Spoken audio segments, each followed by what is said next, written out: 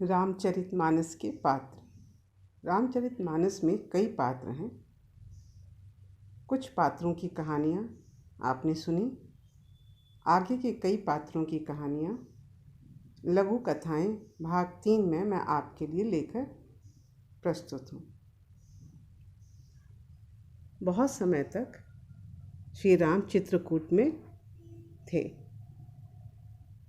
कुछ समय के बाद श्री राम चित्रकूट छोड़ दंडक वन की ओर आगे बढ़े। रास्ते में कई ऋषियों से मिलते हुए ऐसी जगह पर पहुँचे जहाँ हड्डियों का ढेर था। पूछने पर मुनियों ने बताया कि यहाँ राक्षसों ने बहुत सारे मुनियों को खा डाला है और ये हड्डियों का ढेर उन्हीं मुनियों का है। यह देख श्री राम ने राक्षसों से मुक्त करने का वचन दिया। आगे बढ़ते हुए वे दंडक वन में प्रवेश किए, जहाँ पर उनकी मुलाकात जटायु से हुई और राम पंचवटी में रहने लगे।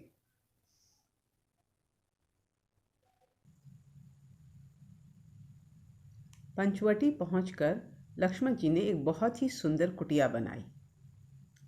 उस कुटिया में श्री राम सीता सहित निवास करने लगे। अब यहीं पंचवटी में आपकी मुलाकात एक और पात्र से होगी जिसका नाम है शूर्पणखा। शूर्पणखा का मतलब होता है जिसका नख सूप के समान हो। शूर्पणखा श्री राम के पास पहुंचकर बोली, मैं इस प्रदेश की स्वेच्छाचारिणी राक्षसी हूँ। रावण मेरा भाई है और मैं तुमसे विवाह करना चाहती हूँ। श्री राम ने उसको मना करते हुए कहा कि मेरी पत्नी सीता मेरे साथ है। ऐसा करो, तुम लक्ष्मण के पास चली जाओ, वो मेरा छोटा भाई है। शूर्पणखा लक्ष्मण के पास गई। लक्ष्मण ने उसको फिर से राम के पास लौटा दिया। इस तरह 1-2 बार ऐसा ही हुआ तो शूर्पणखा को गुस्सा आ गया। उसने राम के पास जाके कहा, लो, मैं अब सीता को खा ही जाती हूँ, जिससे कि तुम मुझसे विवाह कर सकोगे। इतना सुनना था कि लक्ष्मण ने शूर्पणखा के नाक और कान काट दिए। अपने कटे हुए नाक और कान को ले जोर जोर से रोती चिल्लाती वो रावण के दरबार में पहुंची और राम और लक्ष्मण के बारे में बताया और सीता की सुंदरता के बारे में भी बताया। अपनी बहन की ये हालत देखकर रावण ने अपने सौतेले भाई खर और दूषण को एक बड़ी सेना के साथ राम के साथ युद्ध करने को भेजा। खर और दूषण राम के साथ युद्ध करते हुए मारे गए। खर और दूषण के मारे जाने की बात सुनकर रावण को बहुत क्रोध आया। रावण, जिसका असली नाम दशानन था, यह एक प्रमुख चरित्र है रामचरितमानस का, लंका का राजा। वह परम शिव भक्त था, महाप्रतापी, महापराक्रमी योद्धा था, अत्यंत बलशाली व प्रकांड विद्वान एवं महाज्ञानी था। परंतु उसमें बहुत दुर्गुण थे। रावण अपने मामा मारीच के पास गया और उसने मारीच को सोने का हिरण बन पंचवटी जाने का आदेश दिया। पंचवटी में राम और सीता बैठे हुए थे और वहीं पर सीता जी को एक स्वर्ण मृग यानी सोने का हिरण कुलाचे मारता हुआ दिखाई दिया। सीता का मन उस हिरण पर आ गया।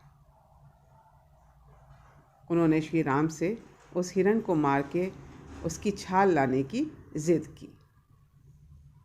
पहले तो राम ने सोचा कि सोने का हिरण हो ही नहीं सकता, लेकिन फिर भी बहुत जिद करने पर वो शिकार करने जाने को तैयार हो गए। उन्होंने लक्ष्मण को कहा कि तुम इस कुटी को छोड़ के मत जाना और सीता की रक्षा करना। यह कह वो हिरण के पीछे पीछे जंगल में निकल पड़े। हिरण कौन था? मायावी राक्षस हिरण कुलाचे मारता हुआ दूर जंगल में निकल पड़ा और श्री राम उसके पीछे पीछे निकल पड़े। बहुत अंदर जाकर जंगल में जब श्री राम ने उसको मारा तो वो हिरण मायावी राक्षस में बदल गया और उसने श्री राम की आवाज़ में बहुत ज़ोर से चिल्लाकर हा लक्ष्मण कहा और वहीं पर उसकी मृत्यु हो गई। उस आवाज़ को सुन सीता किसी आशंका से डर गई और लक्ष्मण को जंगल में जाकर पता लगाने को कहा। अब लक्ष्मण न चाहते हुए भी सीता को छोड़ श्री राम का पता लगाना होगा, ऐसा सोच अपने तीर से सीता व कुटी के आसपास एक लकीर खींच दी और कहा कि हे माते, कुछ भी हो जाए, कोई भी आ जाए, आप इस घेरे के बाहर मत जाना। इसी को लक्ष्मण रेखा का नाम दिया गया। ऐसा कहकर लक्ष्मण श्री राम का पता लगाने जंगल की ओर चल दिए। जंगल में पहुंचकर उन्होंने देखा कि श्री राम बिल्कुल ठीक ठाक थे और उनके सामने एक बहुत बड़ा सा राक्षस जमीन पर गिरा था। पर यह सब तो रावण की चाल थी। जैसे ही लक्ष्मण श्री राम को ढूंढने वन की तरफ निकले, रावण एक साधु का वेश बना सीता जी की कुटी के बाहर खड़ा हो गया। बाहर से ही आवाज़ लगाना शुरू किया कि कुछ खाने को मिल जाए तो बहुत अच्छा होगा, बहुत दिनों से भूखा हूँ। सीता जी ने साधु को देखकर कुछ अनाज ले बाहर आई और कहा, हे साधु, मैं इस रेखा को पार नहीं कर सकती, आप ही दरवाजे पर आ जाइए और भिक्षा ले लीजिए। रावण भी उस रेखा को पार नहीं कर सकता था। बहुत कहने पर सीता जी उस लक्ष्मण रेखा के पास आईं और जैसे ही भिक्षा देने के लिए हाथ आगे बढ़ाया, साधु वेश में रावण ने सीता को खींचकर बाहर कर लिया और लंका की तरफ ले चला।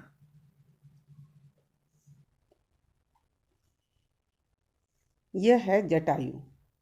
जटायु रामचरितमानस का एक प्रसिद्ध पात्र है। जटायु एक गरुण यानी गिद्ध नाम का पक्षी था। जब रावण सीता का हरण करके लंका ले जा रहा था तो जटायु ने सीता को छुड़ाने का प्रयत्न किया। रास्ते में जटायु ने रावण से युद्ध किया, पर रावण ने तलवार से उसके दोनों पंख काट दिए और अधमरा कर दिया। अधमरा होकर वो जमीन पर गिर पड़ा।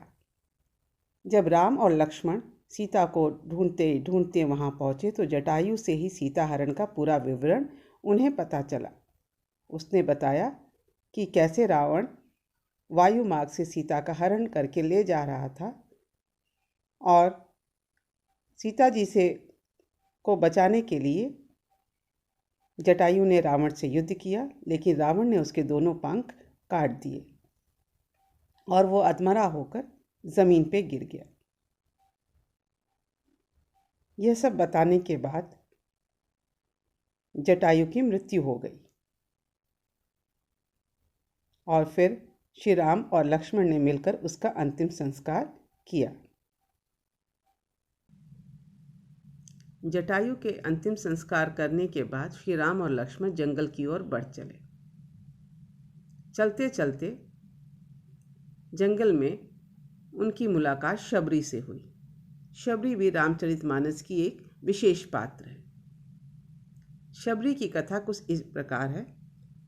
शबरी वास्तव में एक भील राजकुमारी थी एवं राम भक्त भी। उसका असली नाम शमणा था। वह भील समुदाय में शबर जाति से संबंध रखती थी, इसी कारण उसका नाम शबरी पड़ गया। उसके पिता भील जाति के मुखिया थे। जब शमणा का विवाह तय हुआ तो विवाह से पहले कई 100 पशु बलि के लिए लाए गए। यह देख शमणा को बहुत दुख हुआ और विवाह के एक दिन पहले भागकर वो दंडकारण्य वन में पहुंच गई। दंडकारण्य वन में मातंग ऋषि तपस्या करते थे। वह ऋषियों की सेवा करना चाहती थी, पर भील जाति की होने की वजह से ये ऐसा नहीं कर सकती थी। सो सुबह उठ आश्रम से नदी तक का रास्ता साफ कर मुलायम बालू बिछा देती, जिससे कि ऋषियों को आने जाने में कोई तकलीफ नहीं होती थी। एक दिन मातंग ऋषि ने उसे ऐसा करते देख वे बहुत प्रसन्न हुए और उसे अपने आश्रम में रहने को जगह दे दिया। मृत्यु से पहले उन्होंने शबरी से श्री राम जी का वहीं आश्रम में रहकर प्रतीक्षा करने को कहा। मातंग ऋषि के आश्रम में रहकर वो वहीं पर श्री राम की प्रतीक्षा करने लगी। प्रतीक्षा करते करते काफ़ी समय निकल गया और वो बूढ़ी भी हो गई थी। जिस दिन राम और लक्ष्मण दंडकारण्य वन पहुँचे तो वो उन्हें लेने भागती हुई पहुँची। अपने तोड़े हुए मीठे बेर बड़े प्रेम से चख चख कर राम को खिलाया और राम ने भी बड़े प्रेम से उस बेर को खाया जो शबरी के जूठे बेर थे। उन्होंने लक्ष्मण को भी बेर खाने को दिया। लक्ष्मण बेर नहीं खाना चाहते थे, पर राम का मन रखने के लिए उन्होंने बेर उठा लिया पर खाया नहीं।